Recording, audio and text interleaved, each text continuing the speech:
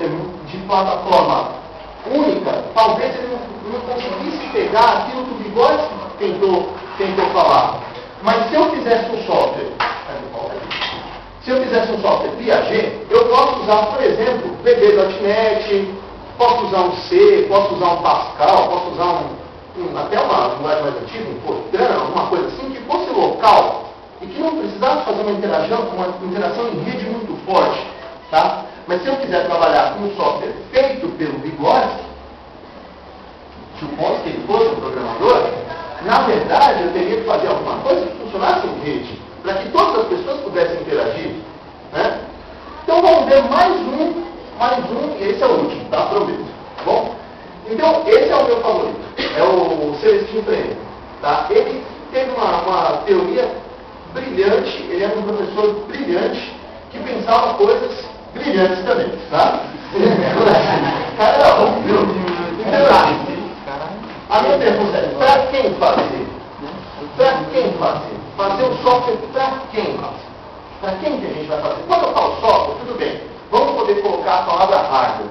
Vocês, o hardware, a gente tem muita noção de fazer o hardware no computador, né?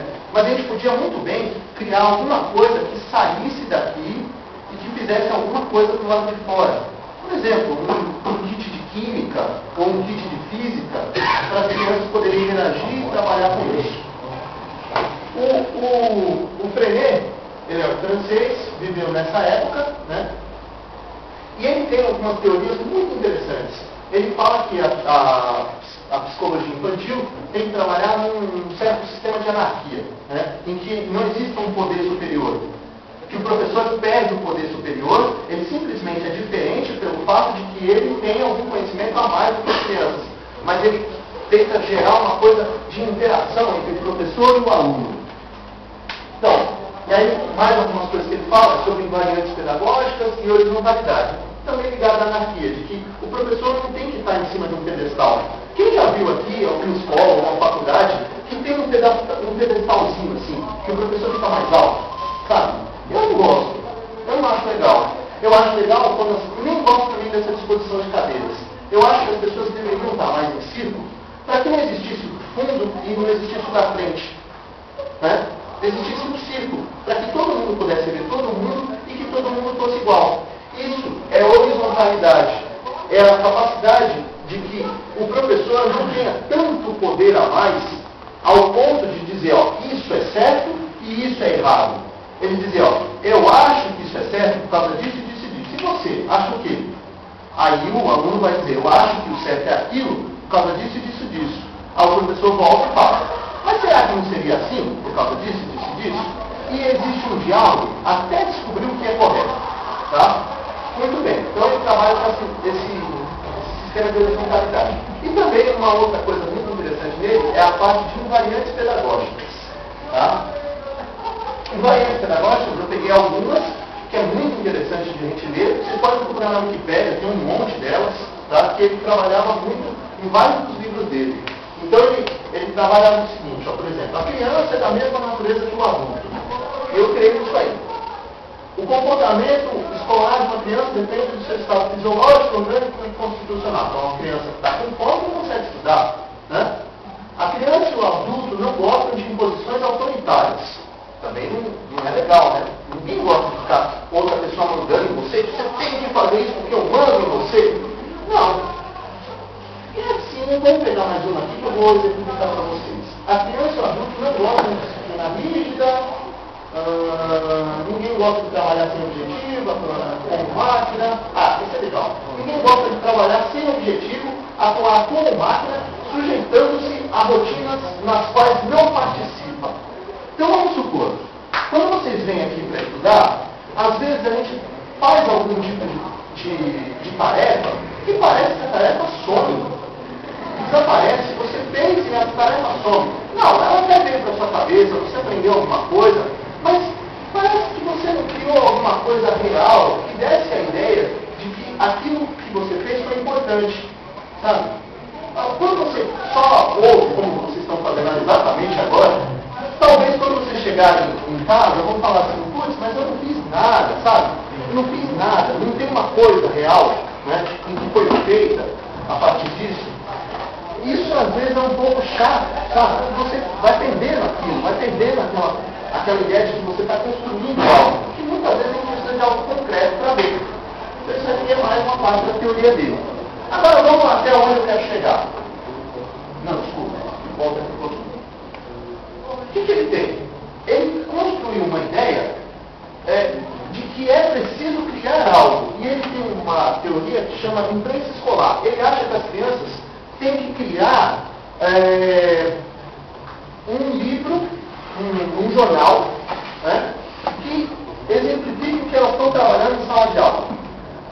E foi ali que eu pensei um software para ajudar e fazer o que ele está fazendo. O que ele propôs.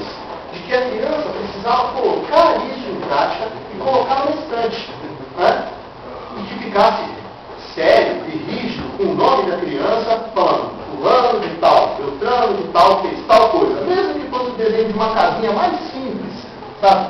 Ele precisa de importância, ele precisa de algo para ser feito, para ser exemplificado e mostrado para os outros. Bom, só mais um ponto. Apesar de eu ter falado que não ia ter mais nenhum, esse aqui eu não vou falar muito sobre ele. Eu vou falar mais sobre o que ele fez. Né? Ele fez um software. Esse rapaz aí, ele fez um software. Ele não era só um grande teórico. Ele realmente fez um software. Tá? Eu não trouxe software, não estou com ele aí para mostrar, mas eu posso explicar para eles como é que funciona. Infelizmente ele está na cadeira de roda, acho que ele está mal. Ele sofreu um acidente lá na Ásia, bateram nele lá, tipo, uma moto atropelou ele está mal, entre a vida e a morte. Mas ele foi muito importante. Né? Ele criou essa tartaruguinha aqui, ó. Tá? Deixa eu pegar uma outra foto que ele está lá. O nome dele é Seymour Papert, né? E ele é sul-africano, mas viveu nos Estados Unidos por muitos anos. E ele criou esse software. Esse software foi famosíssimo e ainda é. É um software que faz exatamente o seguinte. É uma tartaruga, tem uma tartaruguinha na tela e tem a tela de desenho. Né? Isso quando você fala na tela. Depois eu vou mostrar uma outra maneira de usar essa linguagem. E você dá comandos para a tartaruga. Dá comandos assim, ó. Ande para frente 10 passos. Aí a tartaruga anda 10 passos para frente. Vire para a esquerda 90 graus. A tartaruga vira 90 graus para a esquerda. Vire para a direita 90 graus. A tartaruga vira 90 graus para a direita. Esse software tem gratuito para baixar na internet. O Centro de Educação e Tecnologia da Unicamp tem esse software para baixar. E o software chama Logo. Na Unicamp ele tem o nome de Super Logo. E existem várias versões desse software. Tá? Só que o que foi importante que ele criou foi que ele pensou o seguinte: como fazer para ensinar para uma criança a linguagem do computador? E não só isso, ele fez de maneira tal que pudesse ser feito como um desenho. Aí a tartaruga fica aqui e você vai dando os comandos aqui embaixo. Você digita assim, para frente 10. E você coloca em português mesmo assim, para frente 10. A tartaruga anda 10 passos. E faz com isso. Aí ela fala assim, para a esquerda 90. Você escreve para a esquerda 90, em português. Né? Aí tem versões em francês, tem versão em espanhol, versão em qualquer língua do país, exatamente porque a criança não tem domínio de uma língua estrangeira, como no caso do inglês, que vocês estão acostumados na hora de programar, precisa programar em inglês. E aí a tartaruga vira. Mas se vocês perceberam o que está acontecendo, a criança está, primeiro, construindo uma ideia formal de funcionamento das coisas, e além disso, ela está construindo conceitos aritméticos sobre contagem, sobre ângulos, né? Que vira 90, são 90 graus.